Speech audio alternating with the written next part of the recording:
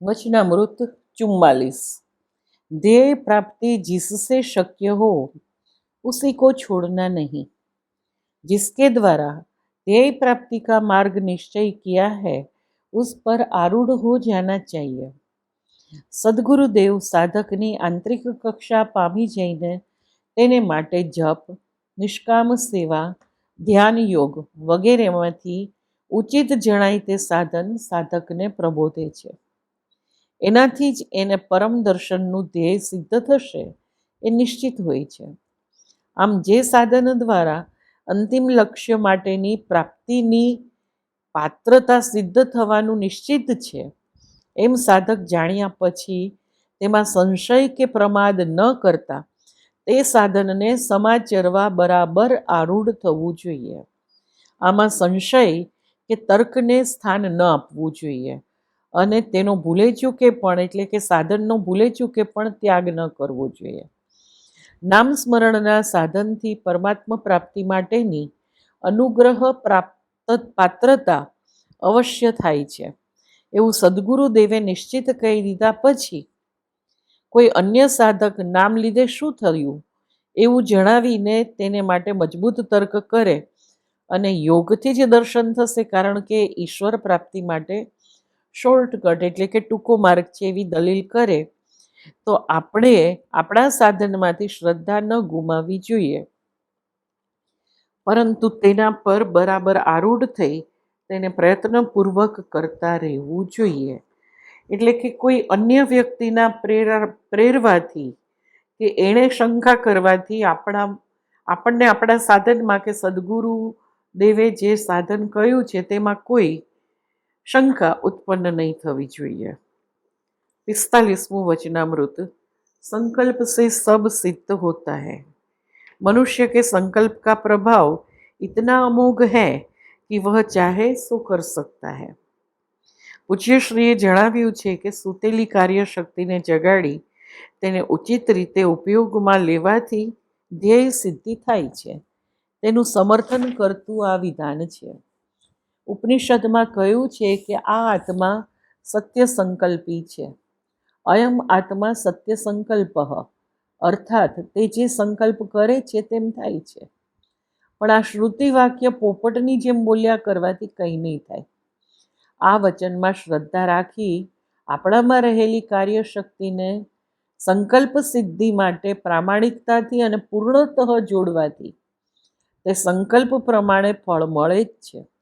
પૂજ્યશ્રીએ એક પ્રવચનમાં જણાવ્યું હતું કે આત્મબલ बढ़ाओ और अपने कार्य अपने आत्मविश्वास से पूरा करो. आत्मा सर्वशक्तिमान है ऐसा मानते हो तो फिर तुम भी सर्वशक्तिमान हो ही. इसमें शंका कैसी? शंका त्याग दो. बोलते हो वैसा मानकर श्रद्धा रख कर आचरण में उतारो और उसका अनुभव जब तक न हो तब तक श्रद्धा रख कर प्रयत्न करो. श्री सदगुरुदेव की सन्निधि में ભાગ 5માંથી આ વાક્ય ગુરુદેવના વચનો લેવામાં આવ્યા છે. પૂજ્યશ્રીના કહેવાનું તાત્પર્ય એ છે કે આપણો આત્મા પરમાત્માનો અંશ હોવાથી તેનો સંકલ્પ પણ ઈશ્વરના સંકલ્પની જેમ જ અમોઘ છે. માત્ર તે સિદ્ધ કરવા પર્યાપ્ત પ્રયત્નની જરૂર હોય છે. 46મું વચન. बहुसमुद्र से मुक्ति पाने के लिए धैर्य से अभ्यास जरूरी. महत कार्य करने में धैर्य चाहिए. समुद्र में से तैर कर पार होने में धैर्य की परम आवश्यकता है. इस जन्म मरण रूपी समुद्र में से मुक्त होने का धैर्य सहित अभ्यास करते जाओ. કોઈ પણ મોટું કાર્ય કરવાનું માથે લઈએ એટલે તે કંઈ તુરત ન થઈ જાય. તેને માટે ધીરજ હોય જોઈએ. આંબાના કે બીજા ફળ વૃક્ષો વાવીએ તો તે તરત ફળ ન આપે. કહેવત છે કે ઉતાવળે આંબા ન પાકે. બાળક સ્લેટમાં લીટા કરે પછી એકડો ઘૂંટે. કંઈ તરત ડૉક્ટર, એન્જિનિયર કે વૈજ્ઞાનિક તેમજ વિદ્વાન ન બની જાય. સાદા નાનકડા કુંડમાં તરીને સામી બાજુએ જવામાં પણ ધીરજ જોઈએ છે, તો સમુદ્રને તરીને પાર થવામાં તો અનહદ ધીરજ જોઈએ. સાધકે તો જન્મ મરણ રૂપી ભવસાગર તરીને પાર જવાનું છે. નથી જણાતા તે પરમાત્માને પામવાના છે. તેને માટે કેટલી બધી ધીરજ જરૂરી છે. માયાના વંટોળમાં ફસાતા જવું અને તેમાંથી પરિશ્રમ કરી વળી તરવાનું છે. થોડું નામ સ્મરણ કર્યું કે મને હજી પ્રકાશ પ્રાપ્તિ ન થઈ, આ સાધન બરાબર નથી, એવી નિરાશા ન સેવાય. કાર્ય સાધીશ અથવા દેહ પાડીશ એવા પ્રબળ નિશ્ચય સાથે ધૈર્યપૂર્વક સદગુરુએ બતાવેલું સાધન પ્રામાણિકતાથી અને પૂર્ણ પરિશ્રમથી કરીએ ત્યારે અંતર વિશુદ્ધ થતા પ્રભુ કૃપાથી પાત્રતા પ્રગટે છે. તાત્પર્ય એ છે કે અધ્યાત્મમાં આગળ જવું હોય તો પરમ ધૈર્ય જરૂરી છે. 47મું વચનામૃત. સત્ય વિચાર. જો વિચાર आध्यात्मिक हो, सात्विक हो तो वे ही सत्य है. परस्पर विरोधी विचार आते समाधानी के लिए. સાધકના મનમાં કેટલાય વિચારો આવતા હોય છે. પૂજ્ય ગુરુદેવ જણાવે છે કે બધા વિચારો સમ્યક નથી હોતા. જેમ કે બ્રહ્મમુહૂર્તમાં નિદ્રા છૂટી જાય ત્યારે તરત ઊભા થઈ નિત્ય કર્મ પતાવી જપ કે ભગવદ ધ્યાનમાં બેસવાનો વિચાર આવે તો તે સાત્વિક છે. પરંતુ તંદ્રાવસ્થામાં પડ્યા રહેવાનું મન થાય તો તે સાત્વિક નથી. ભોજન, સંગીત, સુંદર સ્ત્રી કે પુરુષનું દર્શન વગેરે અનેક બાબતોમાં નિગ્રહ કરવાનો વિચાર આવે તો તે આધ્યાત્મિક છે. પણ તેમાં સંસક્ત થઈ જવાનું મન થાય તો તે સાત્વિક તેમજ આધ્યાત્મિક નથી. જે સાત્વિક અને આધ્યાત્મિક વિચાર હોય તે પ્રમાણે જ વર્તવું.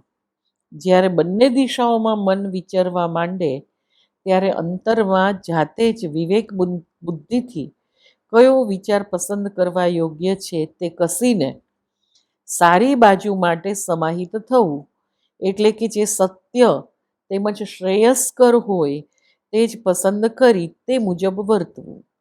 આમ વિવેકશીલ રહી અયોગ્યમાંથી મન વાળી લેવું અને યોગ્યમાં જોડી દેવું તે જ સમાધાન છે.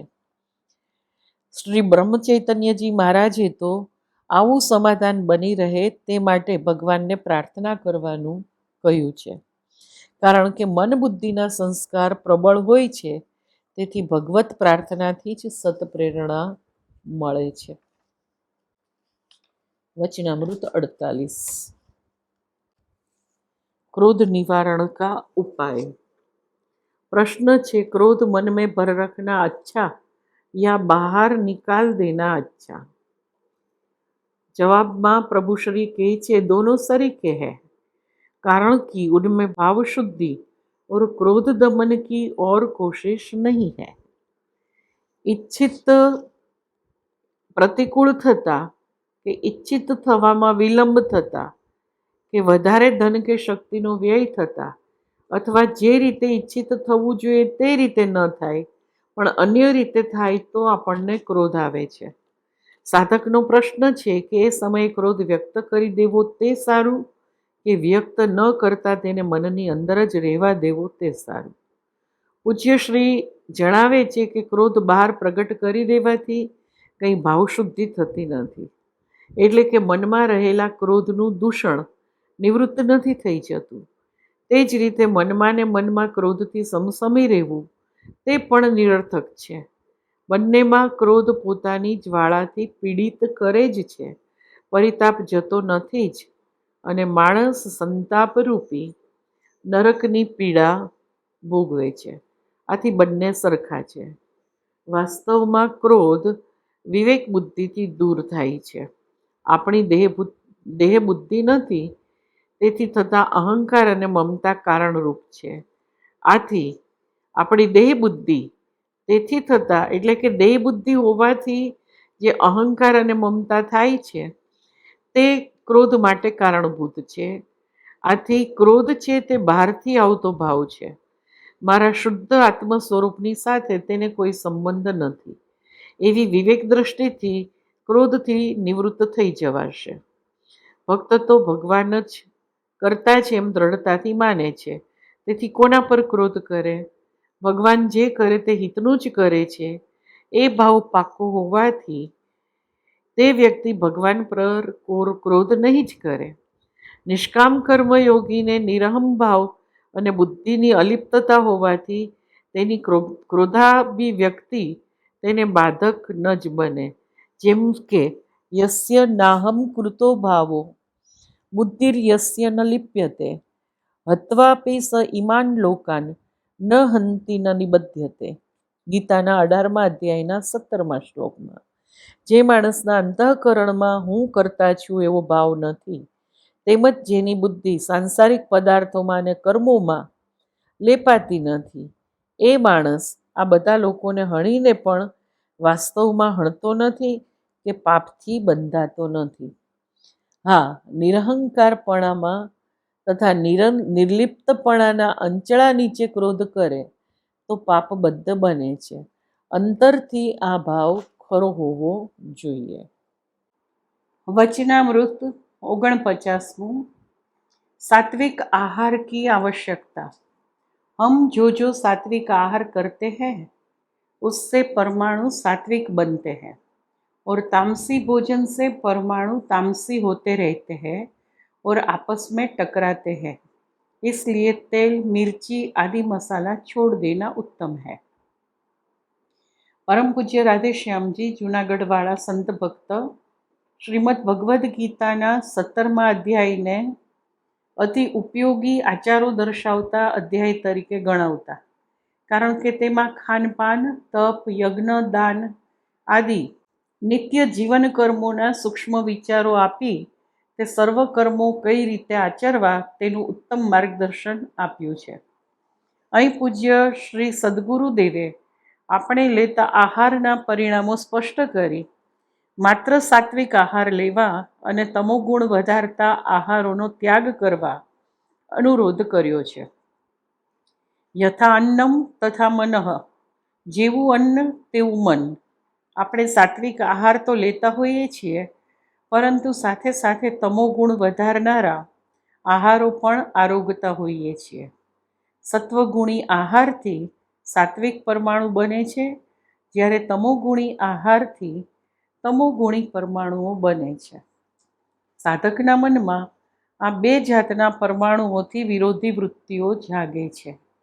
વહેલા ઉઠી શાંત ચિત્તે જપ અને ધ્યાનમાં બેસવાનું મન થાય, પણ સાથે સાથે પથારીમાં પડ્યા રહેવાનું અને થોડું વધારે ઊંઘી રહેવાનું મન પણ થાય. કોઈને દુઃખી જોઈને કંઈક આપવાનો ભાવ થાય, પણ પછી આપીશું એવો પ્રમાદ પણ થાય. આથી આપણે દ્વિધાની જડતા અનુભવીશું. આ તો દ્રષ્ટાંતો છે, પરંતુ પ્રાયઃ પ્રત્યેક સારી બાબતમાં આમ જ થયા કરે છે. પરમ પૂજ્ય બ્રહ્મ ચૈતન્યજી ગોંદવલેકરજી મહારાજે કહ્યું છે कि यदि भगवान को देखना हो तो हमें भी वैसा होना चाहिए. भगवान सत्व गुण में होते हैं, इसलिए हमें भी इसी मार्ग से जाना चाहिए, यानी सात्विक मार्ग से जाना चाहिए. આશય એ છે કે આપણે સાત્વિક જ બનવું જોઈએ. સત્વાત સંજાયતે જ્ઞાનમ. સત્વગુણથી જ જ્ઞાન થાય છે.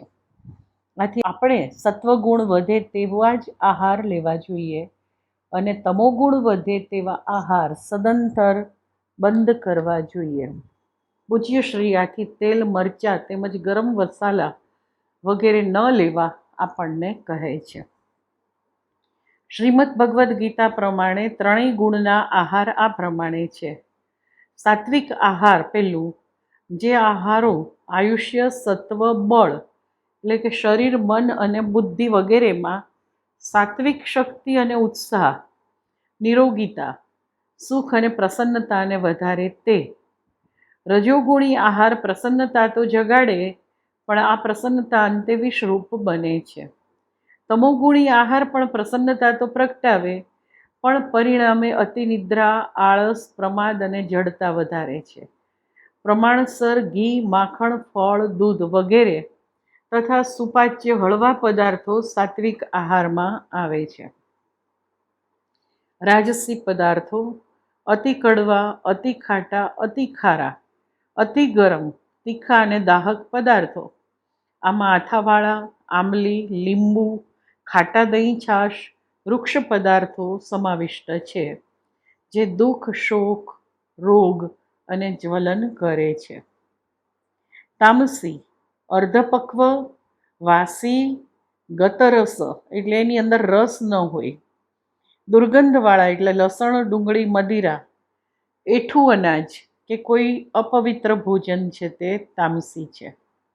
પૂજ્ય રામસુખદાસજી મહારાજ જણાવે છે કે સાત્વિક ભોજન પણ રાગપૂર્વક ખવાય તો તે રાજસી બની જાય છે, અને લોલુપતાથી અધિક માત્રામાં ખાવાથી તામસી બની જાય છે.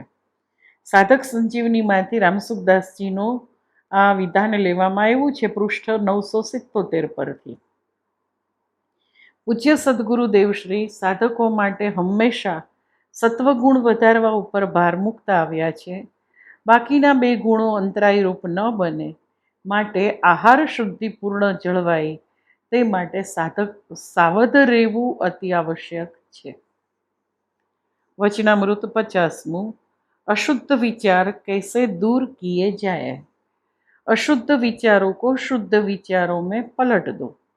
આ વિધાનનું તાત્પર્ય એ છે કે અશુદ્ધ વિચાર આવે કે તરત જ સાવધ થઈ જવું. આપણે કોઈએ આપણો ગૌરવ ભંગ કર્યો હોય તો તરત કે પછી તેને કઠોર કહેવાનો ભાવ થઈ આવે. સેજ વિચાર કરીએ તો કઠોરતાનો વિચાર દ્વેષમૂલક જણાશે કે દ્વેષ આવ્યો માટે આ વિચાર આવ્યો. તેથી તેનો અમલ ન કરતા ક્ષમા અને ઉદારતાનો ભાવ સેવવા પ્રયાસ કરવો. આથી સાધક ભક્તનો દ્વેષ સંસ્કાર અને અહંકાર જતા રહેશે. પૂજ્યશ્રીએ આવું જ એક વિધાન કર્યું છે, જે ઉપરના વિધાનનું સ્પષ્ટીકરણ બની રહે છે. चित्त में अशुभ और शुभ 2 प्रकार के संस्कार उदित होते हैं. जब हम विचार करते हैं तब उस विचार की सूक्ष्म रेखा हमारे चित्त पर पड़ जाती है. इसलिए हमेशा शुभ विचार करना.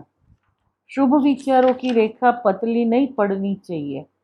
हर एक विचार संस्कार के रूप से नाभि के नीचे जम जाता है और वह प्राणायाम और साधन से टूटता है.